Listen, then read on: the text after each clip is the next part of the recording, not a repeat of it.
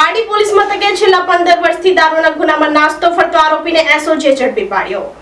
Pardi police મથકે છેલ્લા 15 વર્ષથી દારૂના ગુનામાં નાસ્તો ફરતો આરોપીને પોલીસે ઝડપી પાડ્યો હતો। વલસાડ એસઓજીની ટીમને વોન્ટેડ આરોપી પારડી ટુકવાડા નેશનલ હાઈવે નંબર 48 ઉપર હોવાની બાતમી મળતા પોલીસે તપાસ હાથ ધરી હતી, જ્યાં પારડી પોલીસ મથકે છેલ્લા 15 વર્ષથી પ્રોહિબિશન ગુનામાં વોન્ટેડ આરોપી ગુલાબ ઉર્ફે પિન્ટુ દેવીદાસ સિંદે રહેવાસી મહારાષ્ટ્ર ધુલિયાને ઝડપી પાડ્યો હતો। આરોપી સુરત, ભરૂચ, મહારાષ્ટ્ર વગેરે જિલ્લાના પોલીસ મથકે ગુનામાં વોન્ટેડ હતો, જેને વલસાડ એસઓજીની ટીમે ઝડપી પાડી વધુ તપાસ હાથ ધરી છે।